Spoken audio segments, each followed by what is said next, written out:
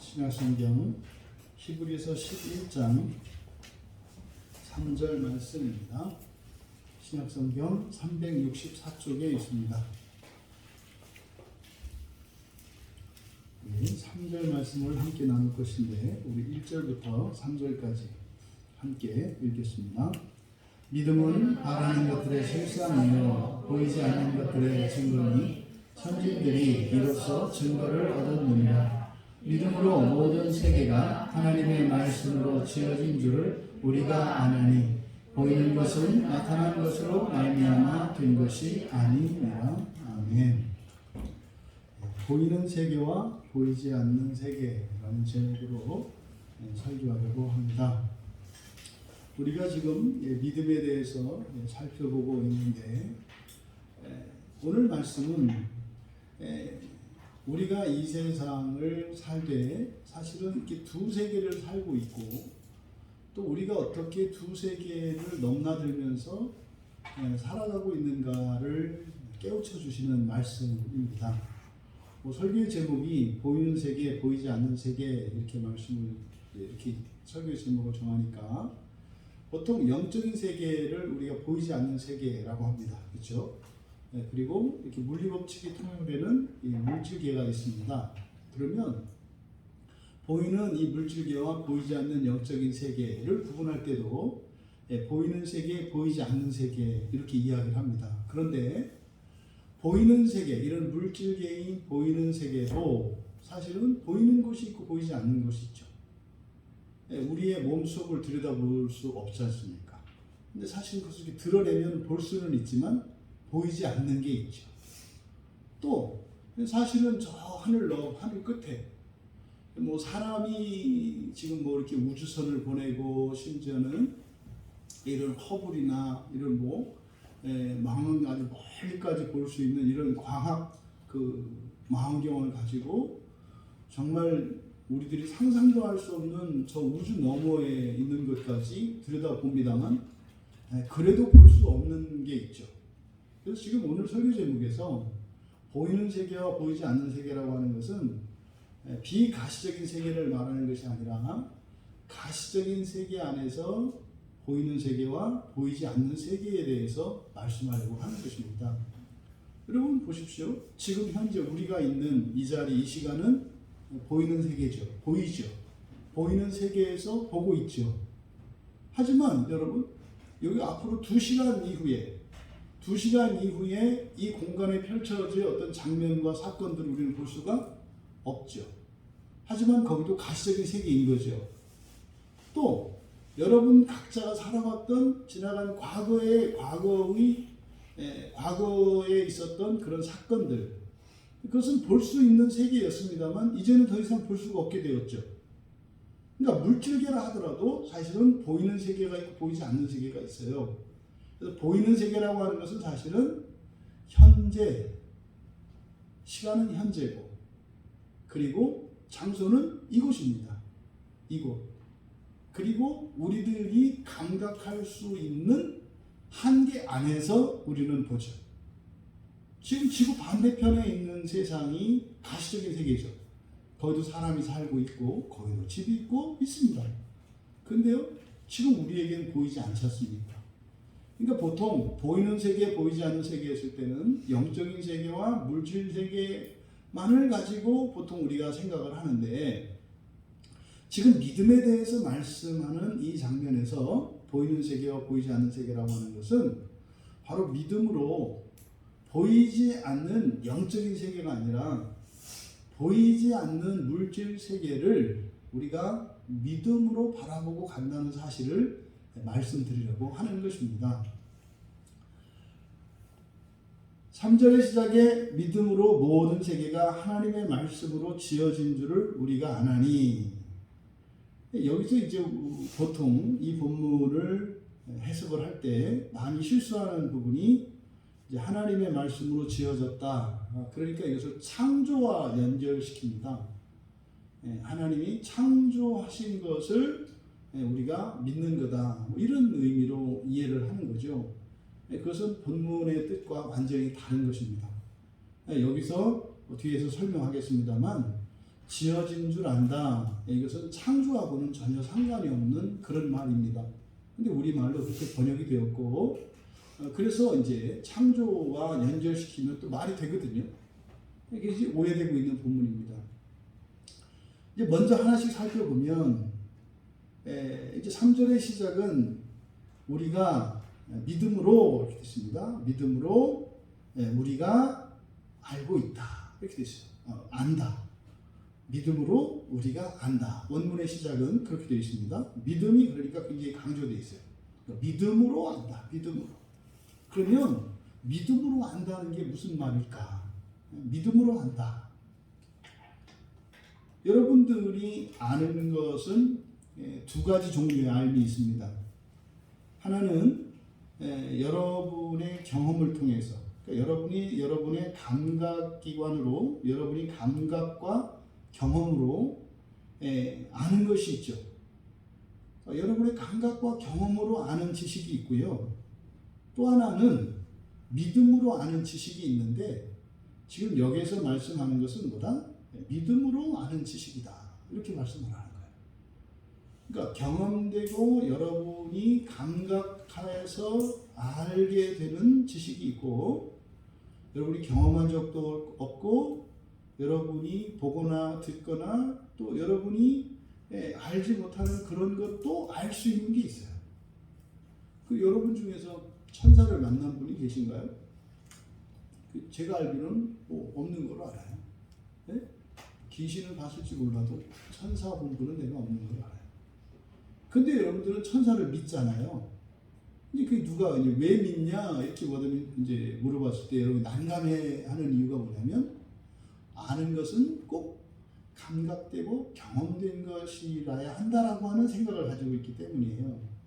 여러분 아는 것은 그렇게 감각과 경험으로 아는 것이 있고 믿음으로 아는 것이 있고 그래요.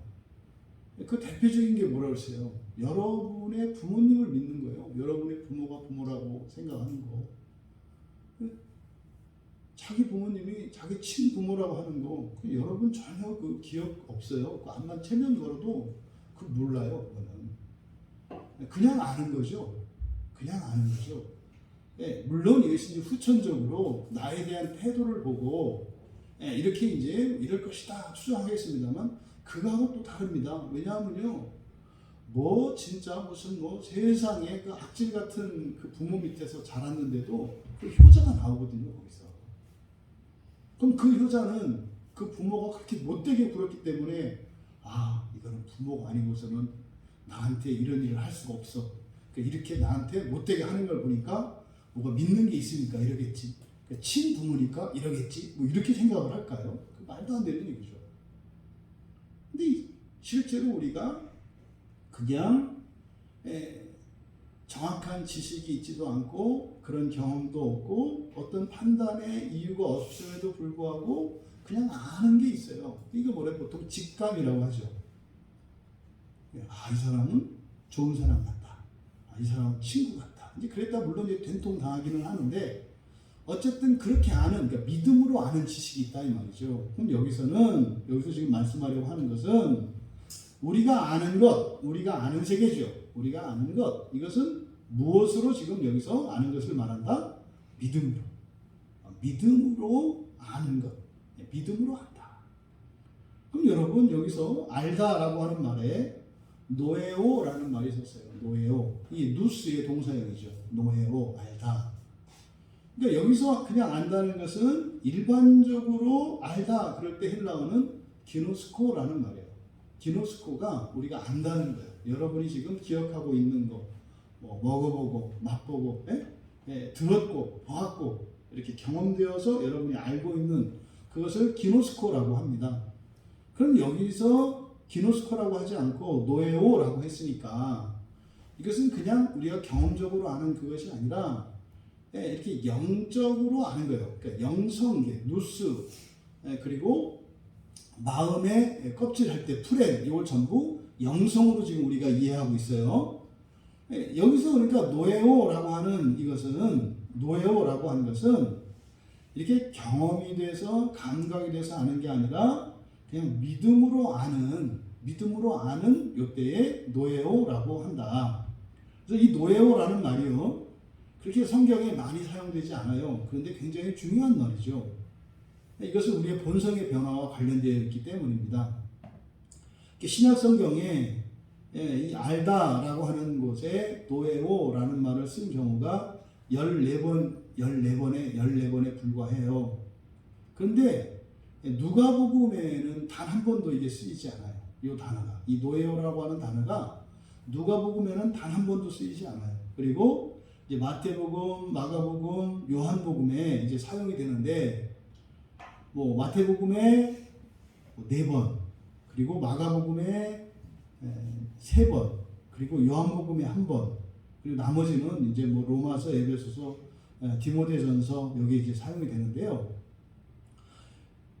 주로 이제 복음서에서 마태복음과 마가복음, 마태복음 대표적으로 15장 17절, 마가복음의 7장 18절, 요한복음의 12장 40절 한 구절씩을 말씀을 드렸는데, 누가복음을 제외한 복음서에서 이 노에오라고 하는 말이 사용되었는데, 우리말 성경에서는 이제 주로 깨닫다라고 번역이 되어 있어요. 깨닫다. 이제 아는데 그냥 아는 것이 아니죠. 이게 영성으로 아는 거예요. 이렇게 영성으로. 그러니까 새로운 감각. 그러니까 뭐 이제 보통 우리가 오감 뭐 이렇게 이야기를 합니다만, 육감으로, 육감할 때 영적인 감각, 영성이죠. 이 영성에 의해서 알게 되는 그 대표적인 게, 영성으로 안다는 게 대표적인 게 뭐라고 했어요? 하나님에 관한 지식이라고 그랬죠.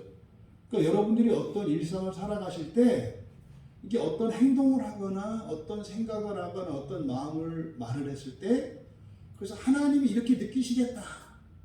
이게 영성이란 말이에요. 이게 영성. 그래서 복음서에서 노에오라고 하는 말은 주로 이제 깨달음의 의미로 사용이 돼요. 그러니까 주로 구원의 진리를 깨닫는 거죠. 구원의 진리를. 그러니까 구원의 진리를 깨달을 때 노에오. 예수님이 주로 아직도 이것을 깨닫지 못하겠느냐 이렇게 말씀하세요. 아직도 이것을 깨닫지 못하겠느냐. 그때 깨닫다라는 말이 노에오입니다. 그리고 로마서 1장 20절에서는 창조에 대한 깨달음이에요. 창조에 대한 깨달음. 그리고 에베소서 3장 4절과 20절에서는 그리스도에 대한 깨달음. 그리고 디모데전서 1장 7절과 2장 7절에서는 진리에 대한 깨달음. 그러니까 전부 이 노에오라고 하는 것은 그리스도인들이, 그러니까 예수를 믿고 난 뒤에, 거듭나고 난 뒤에 이제 우리가 새로운 생명을 가지게 되잖아요. 다시 태어나서. 그때 영성이 생긴단 말이에요. 그러면 그 영적인 지각, 이 영적인 지각을 가지고 알게 되는 것을 노에오라고 한다.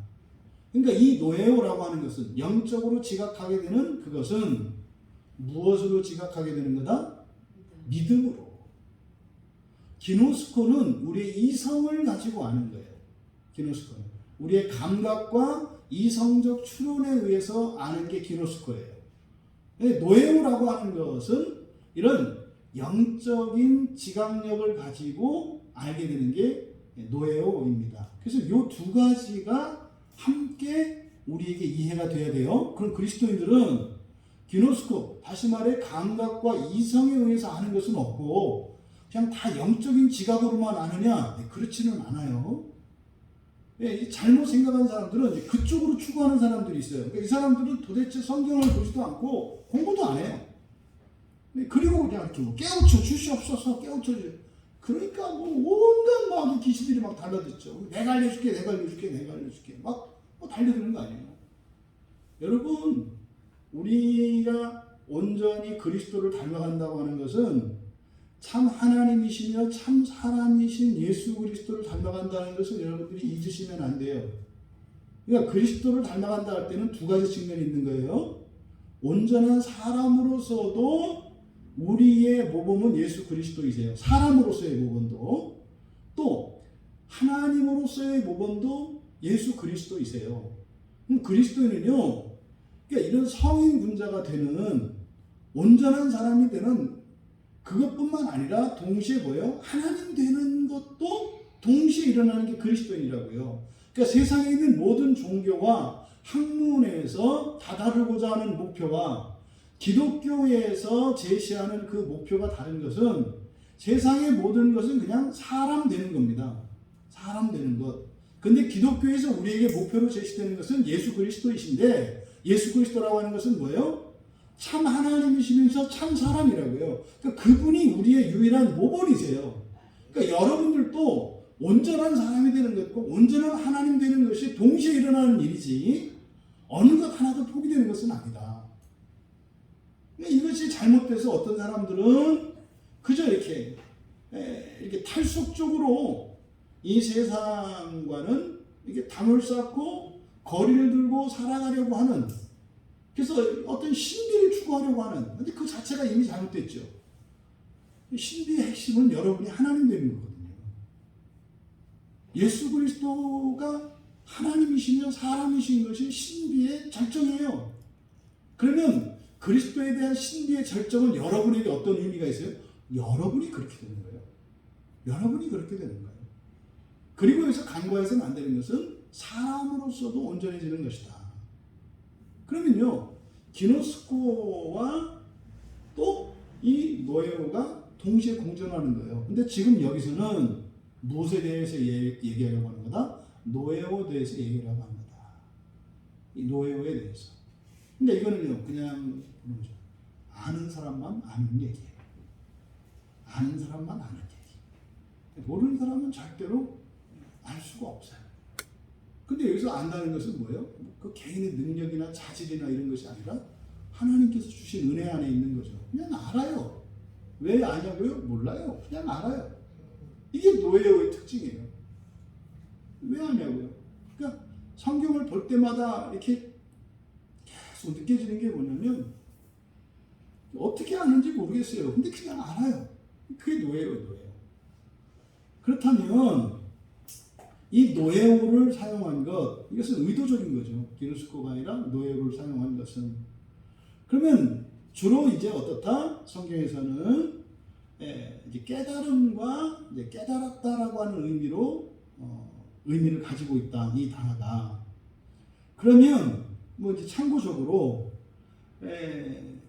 이 노예어라고 하는 말 대신에 말과 비슷한 말이 이제 기노스코라고 그랬는데 이게 가장 일반적으로 아는 거예요. 기노스코가.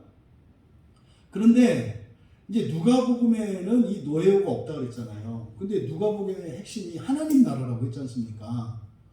그러면 사실은 누가복음에 이 단어가 좀 많이 쓰이는 게 정상이거든요. 근데 노예어라는 말이 쓰이지 않아요.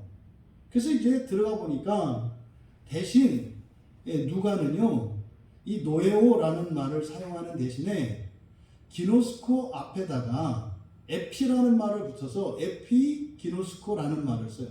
그러니까 에피 기노스코 알다 앞에 에피라는 말을 붙이면 정확하고 확실하게 아는 것을 말해요. 에피 기노스코는. 그래서 주로 누가는 이 노예오 대신에 에피 기네스코라는 말을 사용하더라고요. 물론 누가복음의 이 에피기네스코가 전부 다 그것을 의미하진 않아요. 어떤 것에 대해서 정확히 알고 있을 때도 그 말을 쓰는데 바로 노예오라는 말을 대신해서 쓰더라. 왜 그랬을까?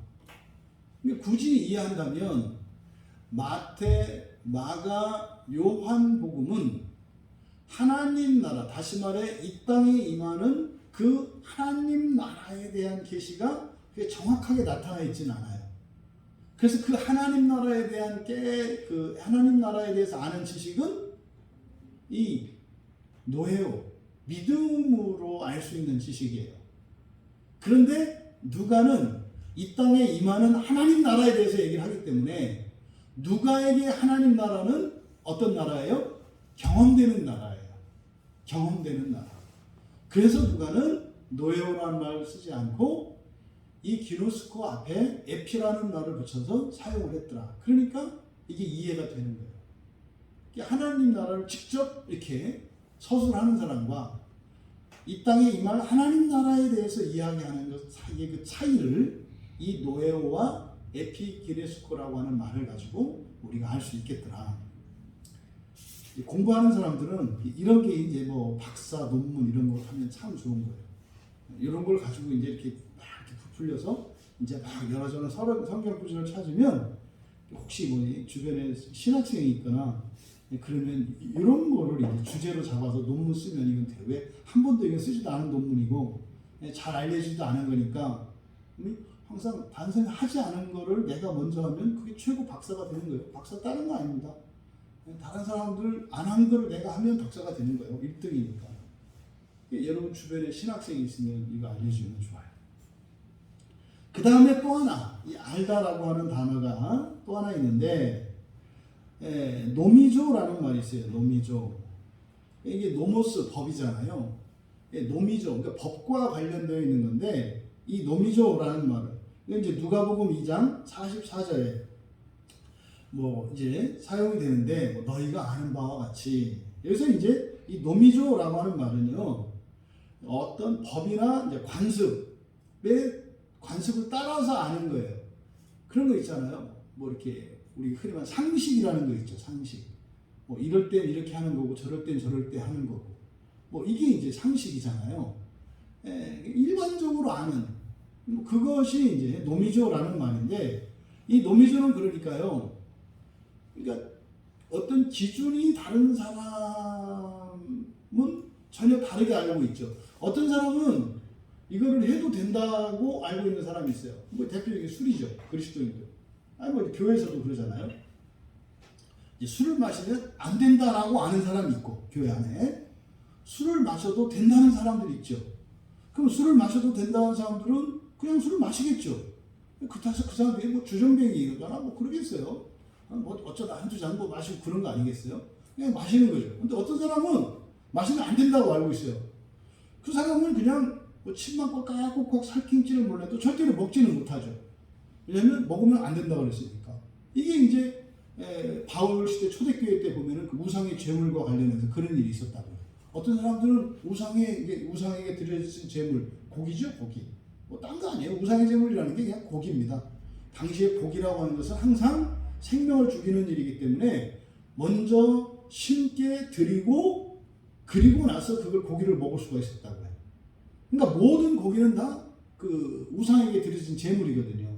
그러니까 고기를 먹는 문제에 있어서 어떤 사람들은 먹고 어떤 사람들은 안 먹었다고요. 그러니까 이게 다르죠. 서로 아는 게. 그러니까 개인마다 달라. 왜요? 자기가 가지고 있는 기준에 따라 다르니까. 상식이라고 하는 것도 상식 수준에 따라 다르다 이 말이에요. 또 예의범절이라는 게 있잖아요. 또 지방마다 달라요. 어디서는 이렇게 하고 어디서는 이렇게 하고 이게 달라요. 그게 바로 노미조라는 말이에요. 그래서 이 노미조는 그냥 개인적으로 아는 것이기 때문에 주로 뭐 생각하다 뭐 이렇게 번역이 됩니다. 그래서 이 노미조는 불확실하고 부정확한 거예요. 정확한 기준이 없는 거죠. 이런 알미 있습니다. 그러면 여기서 지금 히브리서 기자가 안다. 우리가 안다. 이 아는 이 지식 그 대상은 이제 뒤에 있는 내용이 뭐겠어요? 아는 것이 목적어가 되는 게 뭐겠어요? 모든 세계가 하나님의 말씀으로 지어진 거죠. 모든 세계가 하나님의 말씀으로 지어진 것. 이것은 어떤 지식이다? 믿음의 지식이다. 그리고 이런 믿음의 지식이라고 하는 것은 우리가 감각되는 것이 아니라 무엇이다? 영적인 지각에 의해서 알게 되는 것이다. 이거 오직 믿음으로만 알 수 있는 거다. 이런 거예요. 그렇다면 그 믿음으로 아는 그 지식이 뭡니까? 모든 세계가 하나님의 말씀으로 지어진 거예요. 그럼 여기서 말씀으로 모든 세계가 나오고 지어진 게 나오니까 딱 하니까 창조 아닙니까? 근데 그게 아니라고요. 지금 여기서 우리가 보고 있는 히브리서 11장의 주제는 믿음이에요. 믿음. 믿음으로 가시적인 세계에서 아직 보이지 않는 세계를 보는 거. 소망의 뜻이 뭐라고 그랬죠? 미래에 이미 이루어진 것. 그러면 내일의 소망. 내일의 소망은 뭐겠어요? 내일 이루어질 것이에요. 내일 이루어진 거죠. 내일 이루어진 것. 내일 이루어진 것, 그게 소망이에요. 그러니까 내일 이루어진 것은 내일 우리가 보게 될 겁니다. 가시적인 세계 안에서 일어난다 이 말이에요. 근데 아직 우리에게는 그게 볼 수 없는 거죠. 바로 이걸 지금 이야기하려고 하는 거예요. 그러니까 믿음으로 장차 훗날 이 땅에 임할 하나님 나라 그걸 얘기하는 게 아니라 우리가 살아가는 삶 속에서 아직 이루어지지 않은 소망의 일들, 그게 바로 뭐예요? 보이지 않는 세계예요. 그것을 바로 모든 세계라고 얘기한 거예요. 모든 세계. 그것을 우리가 어떻게 해요? 믿음으로 보는 거라고요. 그러면 여기서 먼저 지어졌다라는 말이 창조가 아니라고 그랬지 않습니까? 이게 창조가 아니에요. 이거는 창조라는 말이 아니고 원래 이게 이제 카타리조라는 말이거든요. 앞에서 히브리서 10장 5절에서 나왔었어요. 한번 봐보세요. 히브리서 10장 5절에 그러므로 주께서 세상에 임하실 때 이르시되 하나님이 제사와 예물을 원하지 아니하시고 오직 나를 위하여 한 몸을 예비하셨도다. 지금 히브리서 10장 5절 중에 뭐일 것 같으세요? 여기서 지어졌다는 말이 동사니까 뭐겠어요? 뭐 5절에 나오는 동사가 10장 5절에 나오는 동사가 임하시다, 임하다, 그죠? 또 원하다, 그리고 예비하다. 뭐 이렇게 세 개 아닙니까? 뭐 셋 중에 하나니까 뭐 한 33% 되는 거니까 뭐겠어요? 대단하잖아요. 뭐 한글을 보고 여러분들은 벌써 헬라어 원문을 알아요. 이 예비하다라고 지금 번역된 요단어가 바로 여기에서 지어졌다고 번역한 카타리조라는 말이에요. 카타르티조라는 말이에요. 그러니까 여기서 지어졌다는 것은 창조를 말하는 게 아니에요. 그래서 이 카타르티조는 카타라는 말과 아르티오스라는 말이 합쳐진 거예요. 카타와 아르티오스. 카타는 무엇을 따라서 또는 아래로 이런 뜻이고요. 아르티오스 이거는 다 준비된 또는 적당한 이런 말이거든요. 그러니까 그래서 지어졌다라고 번역된 뭐 결론적으로 지어졌다라고 번역된 이 단어의 본래적인 의미는 뭐다? 뭐 10장 5절에서는 예비하다라고 되어 있고 그리고 주로 또 이 단어가 히브리서 13장 21절에도 이 단어가 한 번 사용되거든요. 13장 21절에 가보시면 모든 선한 일에 너희를 온전하게 하사, 여기서 온전하게, 여기 이게 카타르티저예요. 온전하게 하사. 그러니까 지금 히브리서 안에서도 똑같은 단어가 전혀 다르게 세 가지로 번역되어 있잖아요. 예비하다, 온전하다, 지어지다. 그러니까 이렇게 다르게 번역되어 있지만 뜻은 하나라고요. 이게 어떤 개념이겠는가, 이 단어가. 그래서 그 단어의 의미를 알아야 되는 거죠. 그러면 이 카타르티조라고 하는 이 말이 바로 카타와 아르티오스가 합쳐서 된 합성어라고 했으니까, 그러니까 다 준비된 적당한, 뭐 여기 이제 이 아르티오스가 그런 말이거든요. 다 준비된 적당한. 그러니까 뭔가가 결함이 있었고 덜 된 게 있었는데 그게 다 갖추어졌다는 의미예요. 다 갖추어졌다는 의미. 그러니까 지금 여기서 하나님의 말씀으로 지어졌다 이렇게 번역을 했는데 여기서 지금 창조를 말하는 게 아니라 그러니까 이런 겁니다. 세상이 하나님을 창조하셨을 때 그때 세상은 완전했나요? 불완전했나요? 완전했잖아요. 창세기 1장에서 하나님이 창조하셨을 때 완전하셨잖아요. 그걸 보시기에 좋았더라. 이게 완전했다는 뜻이라고 했어요. 그런데 아담과 하와가 하나님의 말씀에 불순종하고 죄를 지었잖아요. 하나님 말 안 듣고 마귀 말 들었다 이 말이죠. 그러니까 어떻게 돼요? 마귀가 하는 일은 하나님이 완전하게 만들어 오신 세상을 파괴하는 거예요. 근데 마귀가 그렇게 할 수는 없어요. 근데요, 사람을 통해서만 그렇게 할 수 있다고요. 사람을 죄짓게 하는 목적이 하나님의 창조 세계를 타락시키는 거거든요. 그럼 보십시오. 아담이 타락한 이후로 이 세상은 계속해서 망가지기만 했을까요? 우리가 여러분들이 이제 교리 공부하실 때 하나님의 사역을 배운다고요. 하나님께서 하시는 일.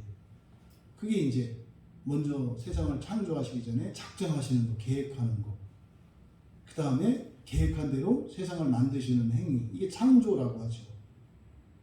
그 다음에 마지막으로 창조된 세계를 보존하시는 일이 있어요. 그걸 뭐 한다 그래요? 섭리한다 그래요. 섭리한다. 그 섭리 속에서는 계획하시고 계획한 대로 이루시고 창조. 그리고 완전하게 창조하신 그 세계를 또 지키시고 다스리시는 이걸 섭리라고 해요. 그래서 하나님이 하신 성경에 나와 있는 하나님이 하신 일을 이제 세 수로 나누어서 이야기할 때 작정과 창조와 섭리라고 얘기를 합니다. 그럼 그 섭리 속에는 섭리 안에는 뭐가 있냐면 하나님께서 통치하시는 통치가 있고 그 다음에 창조 세계를 보존하시는 보존 행위가 있어요. 보존. 거기에 이제 협력이 또 있죠. 사람으로 하여금 또 성부, 성자, 성령 삼위일체 하나님께서 사람으로 하여금 하나님의 일에 참여하게 하세요. 그 여러분의 건강을 하나님이 지켜주시죠. 그런데 여러분이 여러분의 몸을 망가뜨리기로 작정하면 그래도 지켜주실까요?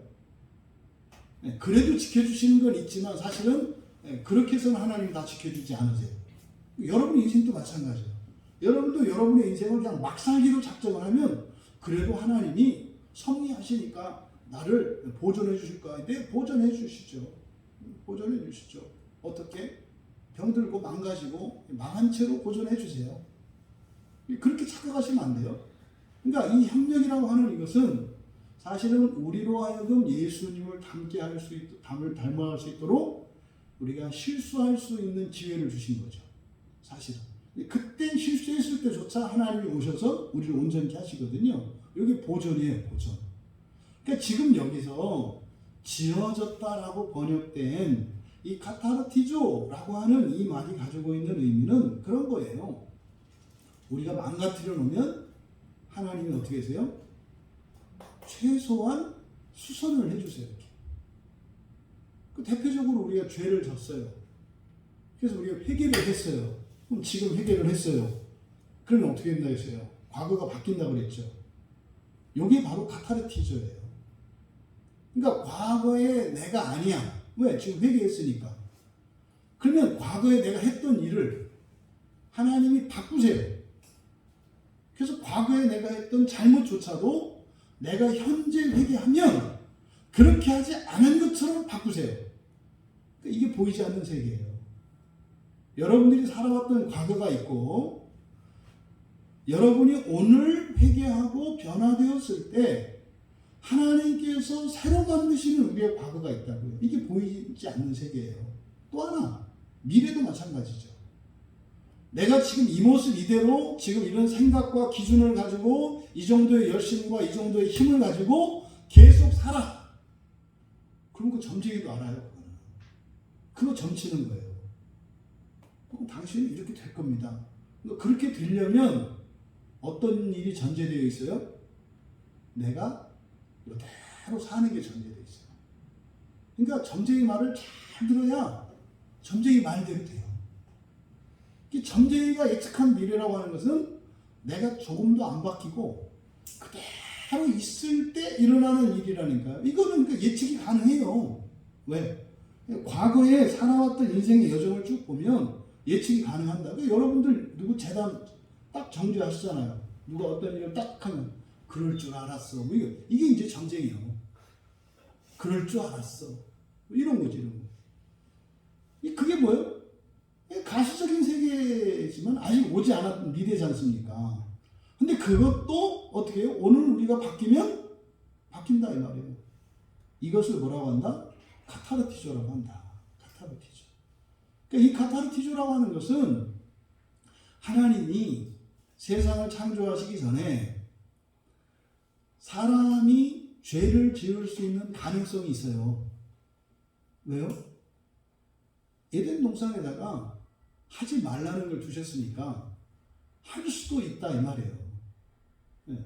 하든지 안 하든지 선택권을 주신 거 아닙니까? 그러니까 아담이 할 수도 있고 하지 않을 수도 있다 이 말이에요. 그러면은 우리가 이렇게 추론해 볼 수 있잖아요. 에덴 동산에서 아담과 하와가 있을 때 그 선악과, 우리가 흔히 선악과라고 하는 그 나무의 열매를 먹을 수도 있고 먹지 않을 수도 있다고 하는 두 가지의 경우의 수가 있잖아요. 그럼 이거는 하나님의 계획 속에 있었을 거 아니에요.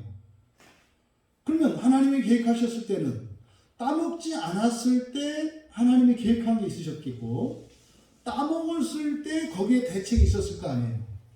그러니까 지금 이 카타르티조라고 하는 것은 따먹었을 때, 다시 말해서 범죄했을 때, 망할 길로 들어섰을 때, 그럴 때 구원하기로 예비해 놓으신 그 일, 그것을 카타르티조라고 한다. 그래서 여러분들이 인생을 살아가실 때 생각은 몇 번만 해라? 두 번만 해라. 두 번만 해라. 두 번만. 할까 말까? 할까? 그랬을 때 한 번만 더 생각을 해봐서 꼭 해야 되는 건지 또 정말 하지 말아야 되는 건지를 생각해 보시고, 그 다음에 세 번째는 결단하고 가라. 그렇게만 해라. 세 번 이상 하면 어떻게 돼요? 왔다 갔다 해서 눈만 사팔된다. 그러니까 한 번, 두 번 생각하고 세 번째는 그냥 결단하고 가라. 왜요? 카타르티조 하시는 하나님이시기 때문에 그래요. 설사 우리가 잘못된 것을 선택한다 할지라도 하나님께서 어떻게 하신다? 온전하게 하신다. 온전하게 하신다. 그게 카타르티조다 이 말이에요. 그러니까 하나님의 말씀으로 지어졌다라고 하는 것은 뭐예요? 하나님의 말씀으로 수리가 되었다 뭐 이런 거죠. 하나님의 말씀으로 온전하게 되었다 뭐 이런 거죠. 여러분들이 지난 여러분 각자의 인생을 돌아보시면 알아요. 그때 내가 잘못했다는 걸. 그런데 오늘 하나님은 그러했음에도 불구하고 그것을 오히려 나로 하여금 하나님을 찬양하고 감사할 수 있게 바꾸신 걸 알아요. 그걸 카타르티조다 이 말이에요. 카타르티조.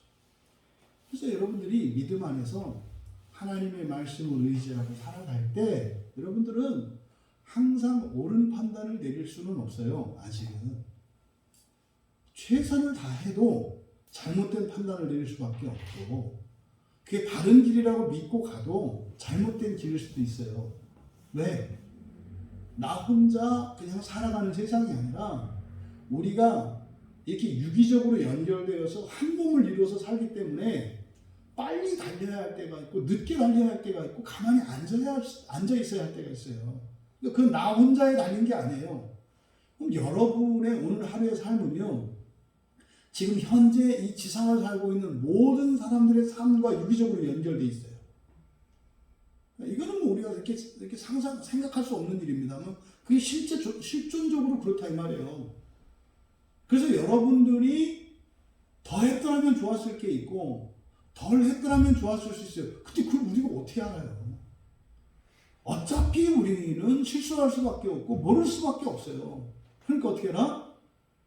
틀렸더라도 온전히 하시는 이 카타르티조 하시는 하나님께 맡기고, 여러분들은 중요한 것은 뭐예요? 믿음으로 하는 것이고 하나님의 말씀을 따라서 가는 거예요. 그렇게 하면 그게 정반대의 방향으로 갔더라도 온전한 방향으로 갔던 것보다 더 간 것으로 하나님이 바꿔주신다. 이게 카타르티조 지어졌다라고 하는 말이다. 그래서 이 말도 누가복음 9장, 로마서 9장 22절에는 준비되다라고 이렇게 번역이 되어 있고요. 또 마태복음 4장 21절과 마가복음 1장 19절은 이게 이제 베드로 예수님의 제자들이 그물을 깁고 있는 모습. 그러니까 그물을 깁다. 이제 우리말 성경에 깁는다, 깁다 이렇게 되어 있는데 깁다가 뭐겠어요? 온전하게 하는 거죠, 온전하게. 그러니까 고장난 것을 고치는 거.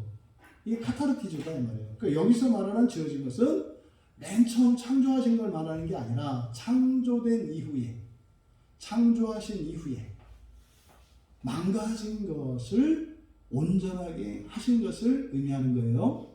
그러니까 모든 세계가 하나님의 말씀으로 지어졌다라고 하는 것은 창조가 아니라 아담과 하와가 에덴 동산을 떠난 이후를 말하는 거예요. 아담과 하와가 에덴 동산을 떠난 이후에 막 타락하잖아요. 그래서 노아 때 홍수가 일어나잖아요. 그때 홍수가 일어나서 온 세상을 물로 다 덮어버렸잖아요. 그리고 나서 노아와 노아의 세 아들을 통해서 새로운 인류의 역사가 시작이 되지 않습니까? 그때마다 하나님께서 개입을 하시죠. 역사 속에서. 징계도 하시고 구원도 하시고 하시잖아요. 바로 이것을 얘기하는 거예요. 그러니까 타락한 이후에 이 세상에 일어난 모든 일들 가운데 하나님이 보존하시는 것, 이게 바로 하나님의 섭리 가운데 보존 사역에 대해서 말씀하는 것이다. 그러니까 믿음으로 모든 세계가 하나님의 말씀으로 지어진 줄을 우리가 아나니.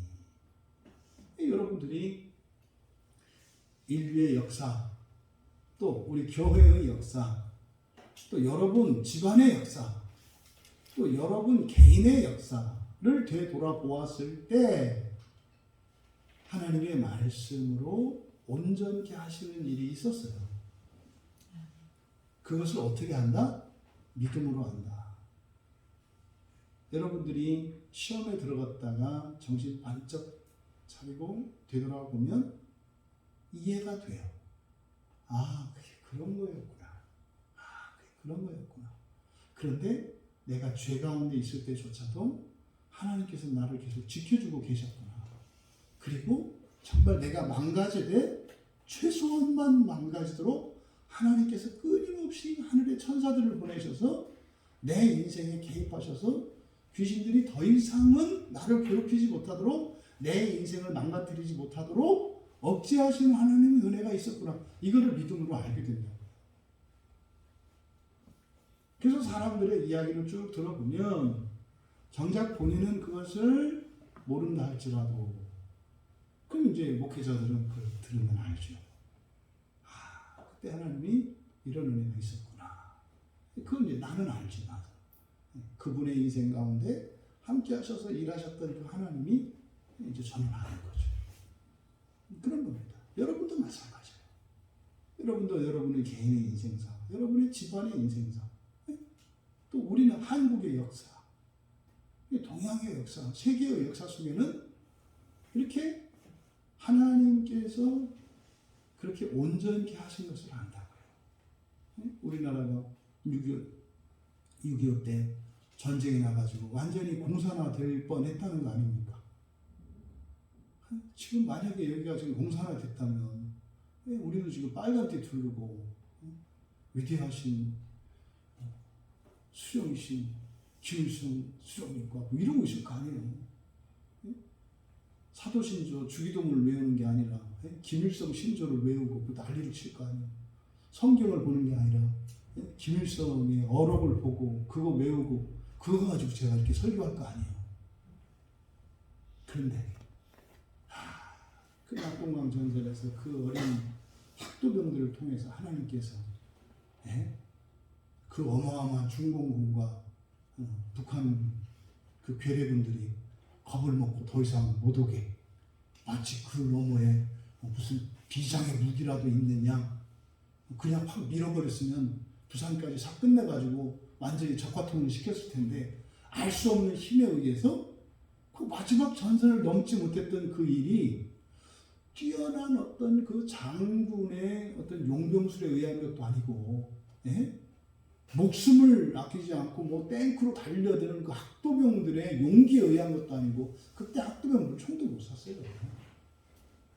고개도 못 내밀고 그냥 하늘에다가 그냥 빵빵빵 하다가 총 쏘고 지가 놀래가지고 총 떨어뜨리고 뭐 이랬다고요. 그랬는데 그 중공군과 괴뢰군이 못 오는 거예요. 못 오는 거예요. 이게 그냥 일어난 일인 줄 알았더니 믿음의 눈으로 보니까 이거예요. 하나님께서 천사들을 보내셔서 그들에게 두려움을 갖게 하시고 의심을 갖게 하셔서 그들의 총사령, 북한과 중국의 그 총사령관이 공격 명령을 내리지 못하더라고요. 겁먹어서. 그 사이에 이제 메가더를 총사령관을 하는 유엔 연합군이 인천 상륙작전을 감행을 해가지고 이 나라를 자유민주주의 국가로 세운 거 아닙니까? 왜요? 예배 드리라고요. 하나님께 온전히 예배 드리라고요. 하나님께 예배 드리고자 하는 예배자들이 있었기 때문에 하나님이 예배할 수 있도록 이 나라에 평화를 주시고 자유를 주신 거예요. 그럼 예배가 포기되면 어떻게 될 것 같으세요? 나라 망해요. 그냥 망하는 거예요. 이게 하나님의 섭리를 믿는 자들에 의해서 이해가 된다고요. 그러면 우리나라가 망하겠습니까? 안 망하겠습니까? 안 망해요. 왜요? 예배드리는 여러분이 계시니까.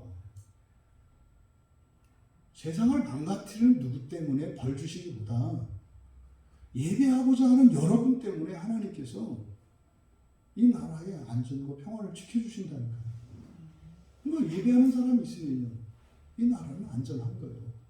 물론 이건 여러분들이 먹는 거예요. 원래 그런 거예요. 원래 그런 거야.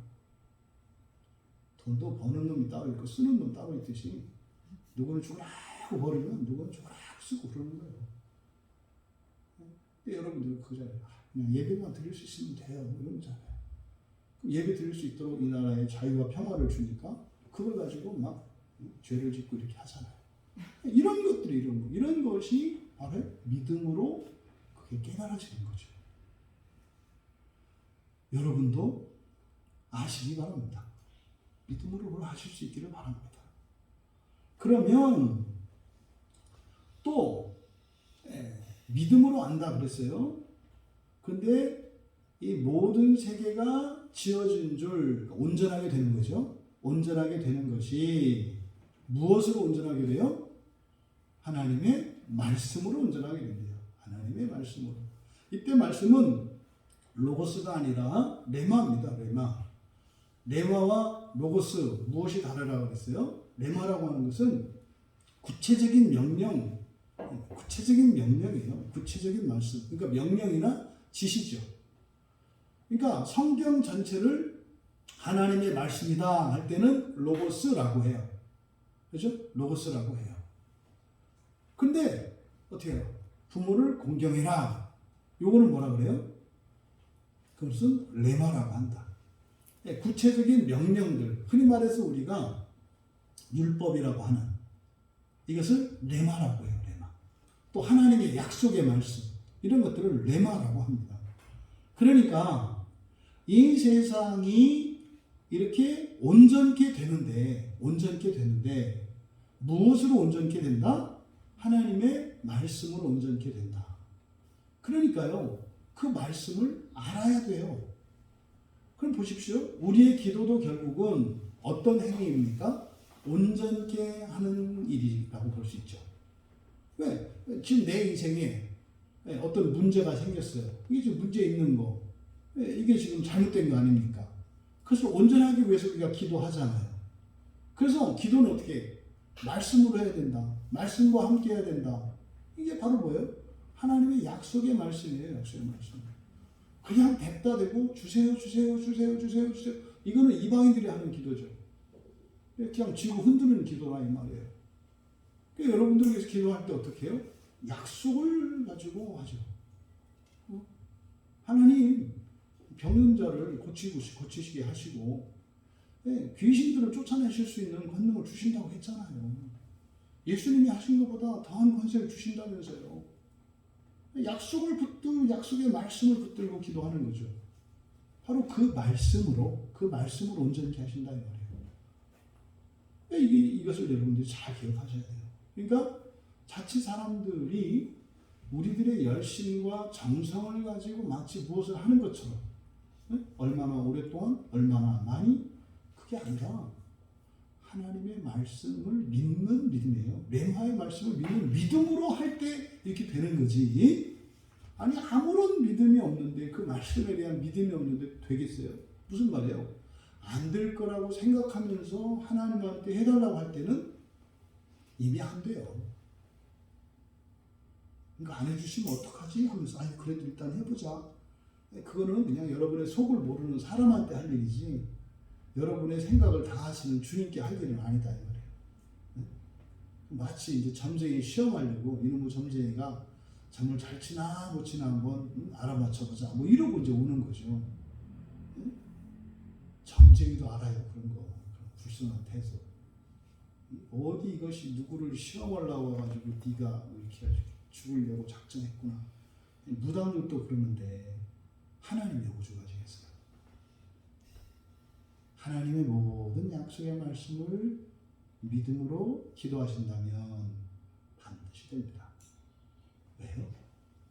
하나님은 그렇게 이 세상을 온전케 하시는 분이시기 때문에 그렇다. 그런데 어떻게 온전케 하신다? 말씀으로 온전케 하신다. 그럼 만약에 우리가 말씀으로 레마로 하나님의 약속의 말씀을 믿고 기도할 때 그 일은 반드시 그렇게 된다. 되어졌다는 것을 안다 이 말이에요. 우리가 안 하니 한다 이 말이에요. 이러한 하나님이 온전케 하시는 그 일들을 여러분들이 개인적인 그런 경험이 다 있기를 바랍니다. 꼭 있으셔야 돼요. 꼭 있으셔야 돼요. 그래야 여러분들이 성경을 보고요.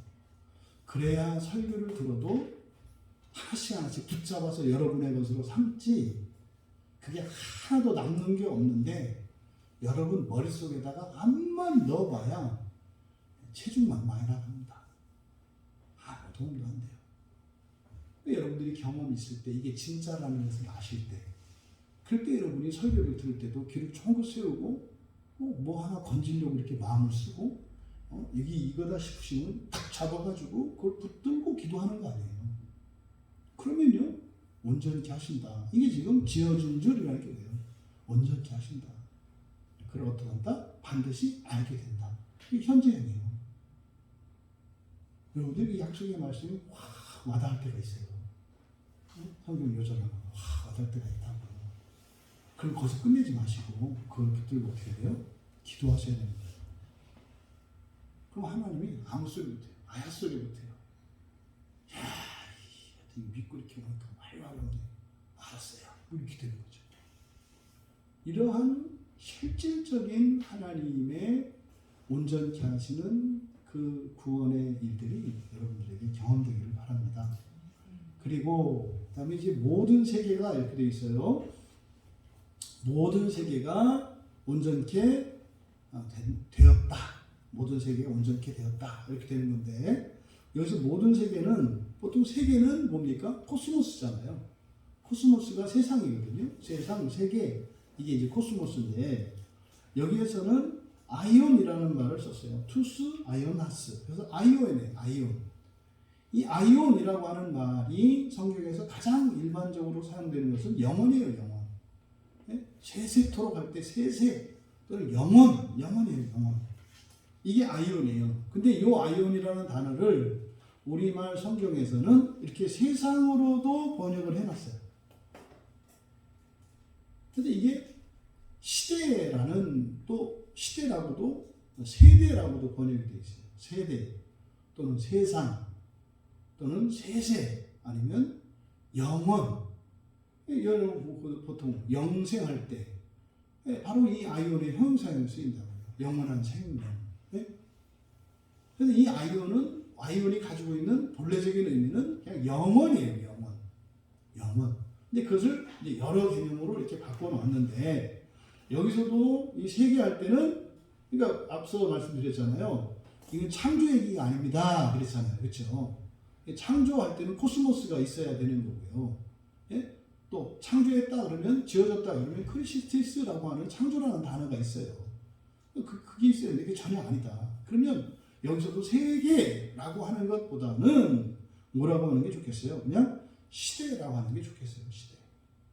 모든 시대가 하나님의 말씀으로 온전케 되어진 줄을 우리가 아는. 보세요. 중세 천년의 기간을 이 세상에 있어서는 안 되는 역사라고 해요. 중세 천년의 기간을 인류의 역사에서 지워버렸으면 좋았을 것 같은 시대라고 해요. 그래서 고대, 근대, 현대 이렇게 할 때 중대라는 말을 안 쓰죠. 중세라고 하죠. 중세. 그래서 고대, 근대, 현대 이렇게 시대를 그렇게 분류해요. 이게 중대라고 안 하고 중세라고 해요. 중세라고 하는 이유는 뭐예요? 얘는 차라리 없으면 좋았을 것 같은 시대 이런 뜻이에요. 중세가. 저에게는 제 인생에서는 그 20대가 우리 인류 역사의 중세와 같았어요. 이렇게 지워버리고 싶은. 뭐 여러분들에게도 있을 수 있어요. 뭐 없을 수도 있고. 과거에 이때는 차라리 좀 똑 잘라버렸을 때 이어붙였으면 좋겠다. 문제는 이렇게 이어붙이면 또 이렇게 매듭이 지어져서 이게 딱 걸려. 그러니까 뗄 수도 없고 안 뗄 수도 없는 그런 거죠. 그런데 주님이 딱 쫙 피니까 샤바바방 해가지고 그 제일 좋은 거로 바뀌어. 그런 거죠.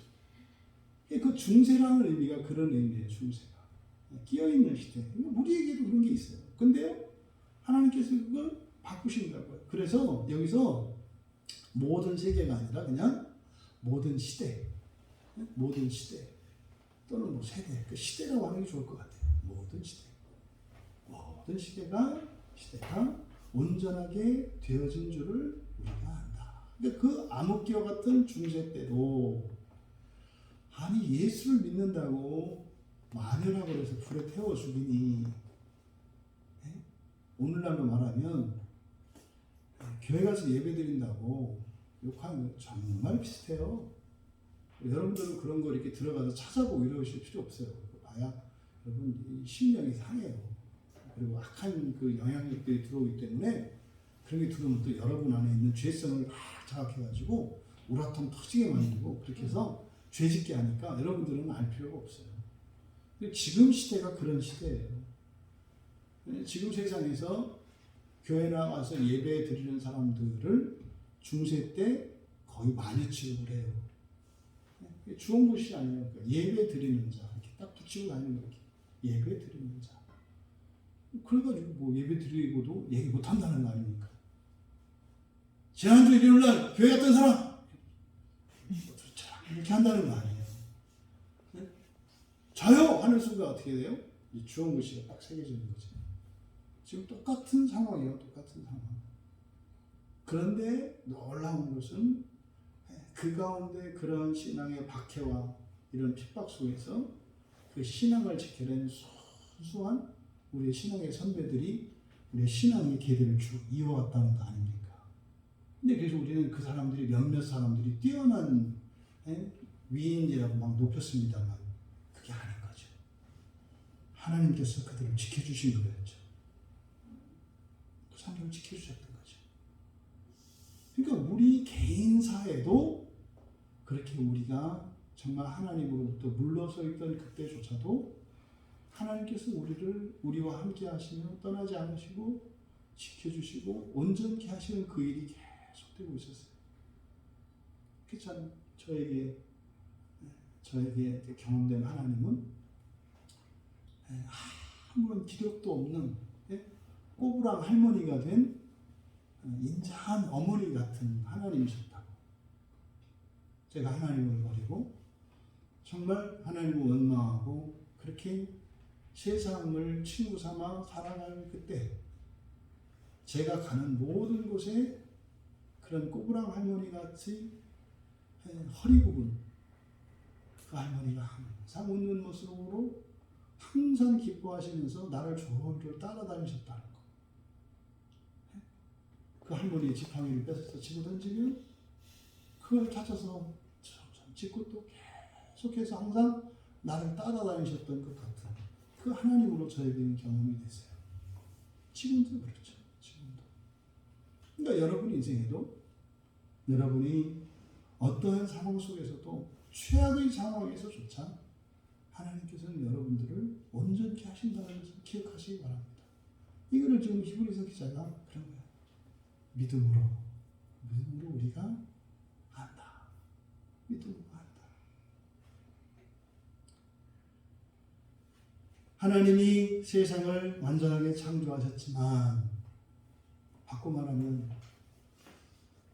여러분이 이 세상에 태어날 때 하나님께서는 여러분들이 거룩하고 순결하게 살 수 있도록 모든 준비를 다 해놓으셨지만 아담과 하와가 하나님의 말씀을 어기고 사탄의 말을 듣고 범죄하여 에덴 동산을 떠났던 것처럼 우리도 이런 핑계 저런 핑계를 대고 그렇게 살 수 없었노라 이렇게 변명을 하며 하나님을 떠나서 우리 마음대로 살았지 않습니까?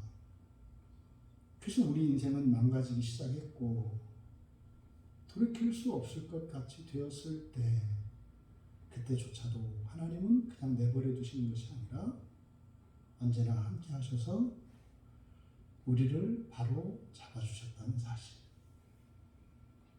인류의 역사뿐만 아니라 우리 개인사 역시 하나님이 그러하셨다는 것을 우리는 아나니 믿음으로 알죠. 그리고 보이는 것은 나타난 것으로 말미암아 된 것이 아니니라. 이 말씀은 그런 겁니다.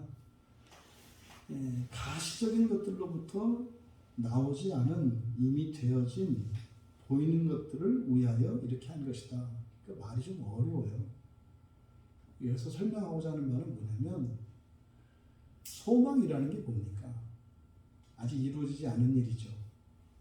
이루어지지 않은 거잖아요. 소망이라는 것은 나타나지도 않았어요. 하나님이 하실 겁니다만 하나님이 우리에게 그러니까 여러분 각자에게 내일의 소망이 있어요.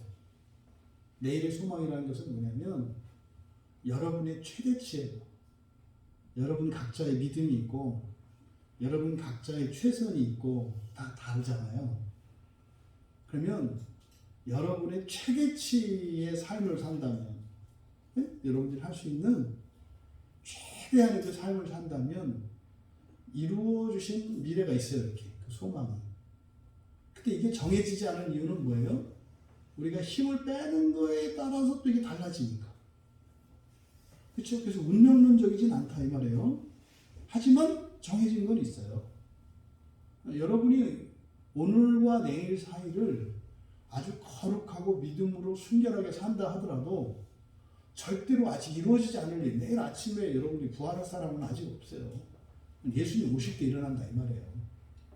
하지만 우리의 열심과 어떠함에 따라서 하나님께서 우리에게 예비해 주신 그 소망, 내일의 소망들이 여러 가지가 있어요. 여러 가지가.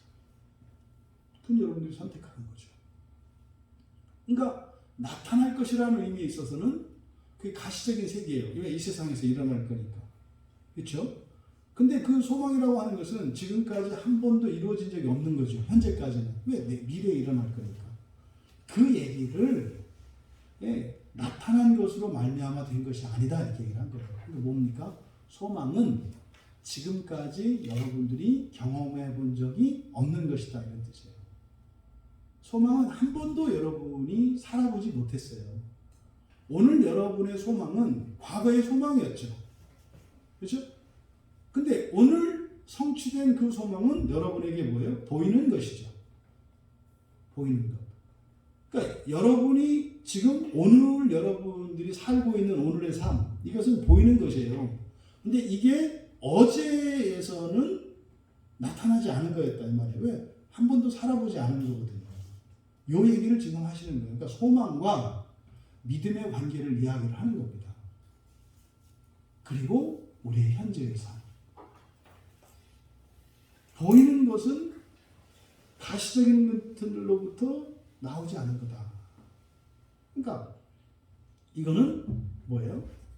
한 번도 살아보지 못했던, 한 번도 살아보지 않았던 그런 것이다 이 말이에요. 그리고 여러분들의 오늘은 이제 성취된 소망이잖아요. 성취된 소망. 그것은 이미 보이는 거예요. 그러니까 소망이 이게 막연하고 불확실한 게 아니에요. 왜? 오늘을 통해서 우리는 봄으로써 소망을 확인하니까. 이게 돼야 한다 이 말이에요. 이게. 여러분들의 삶 속에 정말 하나님, 여러분이 말씀으로 기도한 그것이 이루어지는 그것. 그게 뭐예요? 보이는 거잖아요. 이거는 이전에 없었던 거라니까요. 그러면 내일의 소망 있잖아요. 내일의 소망. 내일의 소망은 지금까지 살아보지 않았던 어떤 거예요. 내일이 되기 전까지는. 내일은 여러분이 지금까지 살아보지 못했던 새로운 삶이 있다는 겁니다. 그것을 위해서, 그것을 목표로 바로 모든 시대가 하나님께서 온전케 하신 것을 우리가 알고 있다. 그러니까 그 알고 있는 그것, 다시 말해서 과거의 이런 경험이라고 하는 것은 사실은 무엇을 위해 있다? 내일의 소망을 위해서 있다, 이 말을 하는 거예요. 근데 소망이라고 해서 이게 우리에게는 한 번도 경험되지 않은 거지만 이미 오늘, 어제의 소망을 경험하고 있기 때문에 내일의 소망이 확실한 것이다 라고 하는 것을 지금 여기서 말씀하고 있는 것이다. 여러분들이 살아가면서 경험될 세상, 가시적인 세상이에요. 이 가시적인 세상 안에서도 보이는 세상이 있고 보이지 않는 세상이 있다는 것. 그것이 바로 이 믿음과 소망의 역학관계 속에서 일어나는데, 그러니까 믿음이라는 게, 소망이라는 게 이게 뭐 이렇게 생각이고 말뿐이고 이런 게 아니라 어떤 것이다? 확실한 것이다. 확실한 것이다. 그리고 나서 지금 보십시오. 2절에서 뭐라고 그랬습니까? 바로 때 2절에서 믿음으로 모든, 아니죠, 선지자들이 이로써 증거를 얻었느니라. 그러니까 이게 무슨 말인지 알겠죠? 바로 믿음의 선진들이 이런 삶을 살았다 이 말이에요. 그럼 여러분 이제 뒤에서 이제 본격적으로 성경에 등장한 믿음의 선진들이 쭉 나와요. 그럼 여기 나오는 사람들이 보면 물론 에녹 같은 경우에 진짜 하나님과 동행해서 죽음을 맛보지 않고 승천한 사람도 있어요. 근데 뒤에 있는 내용들을 쭉 보면은요, 죄 지은 사람들 얘기도 나오거든요. 근데 이 사람들이 지금 하나님 나라에 있다는 거예요. 왜요? 여기 지금 3절에서 말씀하신 거예요. 하나님의 말씀으로 온전케 하셨기 때문에. 이들이 믿음의 조상이 되었다라고 했을 때 그 사람들이 믿음이 좋다, 이 얘기가 아니라 믿음으로 하나님께서 그들의 인생을 온전케 하셨다. 그러니까 여기 사람들은 뭐예요? 그냥 나하고 똑같은 사람인데 먼저 살아서 다 고친 사람들, 이 얘기를 하는 거예요. 아, 예수 믿었더니 정말로 그렇게 고쳐졌다더라 하면서 고쳐진 사람들에 대한 얘기지, 여기에 등장하는 사람들이 여러분들이 본받아야 될 사람들이 아니다. 이제 이걸 억지 춘향격으로 이제 막 그쪽으로 껴맞춘다 이 말이죠. 잘못한 일은 다 빼버리고 잘한 일들만, 뭐 사람들보다 조금 나은 일만 막 갖다 껴가지고, 봐라, 이 사람은 이게 훌륭하고 이게 이 사람은 잘못을 했지만 그래도 이렇게 했다, 여러분들 이렇게 따라서 해야 된다. 여기서 그 얘기가 아니라 온전케 하시는 하나님을 바라보라는 거예요. 온전케 하시는 하나님을 바라봐라. 믿음의 선진들이 그렇게 온전케 하시는 하나님의 은혜를 입었던 사람들이 이러한 사람들이 있었다. 그러면 바로 에녹이라고 하는 사람도 결국은 어떤 거라는 거예요? 그 사람이 대단한 사람이었던 게 아니라 그 사람도 어떤 사람이었다? 하나님께서 온전케 하셨기 때문에, 온전케 하셨기 때문에 그렇게 됐다. 그럼 뭐야? 여러분도 그렇게 될 수 있겠네요. 여러분도 그렇게 될 수 있겠네요. 또 아브라함과 같이 그냥 퍽하면 그냥 애국으로 내려가는, 야곱처럼 아주 그 이해타산이 아주 그냥 아주 빠꾸민 그런 야곱조차도 하나님께서 온전케 하셨다면, 제가 알던데 우리 교회 가운데 야곱 같은 사람 없어요. 야곱같이 나쁜 사람 없다 이 말이에요. 야곱 같은 사람도 하나님이 온전케 하셨는데, 야곱보다 100배도 착한, 100배로 속이 없는 여러분이야 하나님 얼마나 더 온전케 하시겠냐. 바로 이 믿음의 장, 믿음장이라고 일컬어지는 히브리서 11장의 그 믿음이라고 하는 의미는 우리의 믿음을 말하는 것이 아니라 하나님의 믿음을 말씀하시는 것이고, 그 하나님의 믿음이 결국 무한 거다? 이런 죄인조차도 온전케 하셨다. 봐라.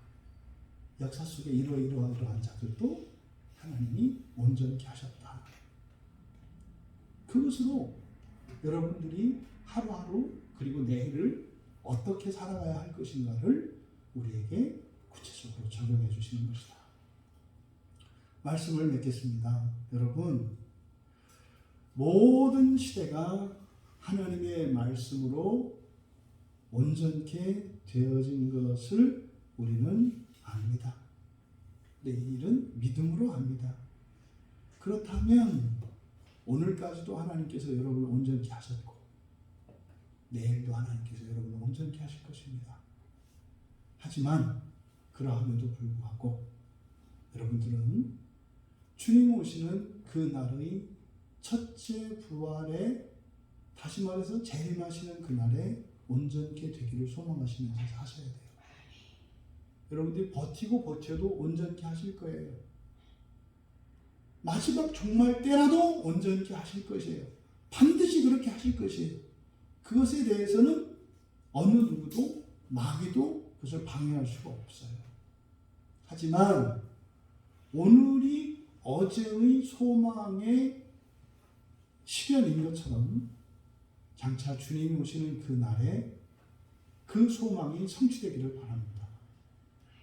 그 날에 그것이 바로 오늘 1절에서부터 3절에 걸쳐서 말씀하고자 하는 내용입니다. 다시 한번 여러분들의 삶의 목표를 주님 오시는 그 날에 맞추시기를 바랍니다. 그 날을 위해서 여러분들에게 얼마만한 시간이 남아있는지는 아무도 몰라요. 왜냐하면 하나님께서만 우리의 육체의 목숨을 가져가시는 것이 아니라 마귀도 우리의 육체의 목숨을 빼앗을 수 있기 때문이에요. 이 푸시케는 마귀도 뺏어갈 수 있다. 그래서 우리가 기도해야 될 일은 하나님, 내가 나의 구원을 온전히 이루기까지 나의 생명을 연장시켜 주십시오. 또 나에게 주신 이 생명의 기간을 허비하지 않고 그 주님 오시는 날에 그 소망의 성취를 위하여 살게 하여 주시옵소서. 그리고 여러분 개인들이 내가 과연 지금 어떻게 살고 있는가, 그것을 돌아보시고 온전한 구원의 삶을 살아갈 수 있기를 주님의 이름으로 축원합니다. 말씀을 생각하며 우리 같이 기도합니다.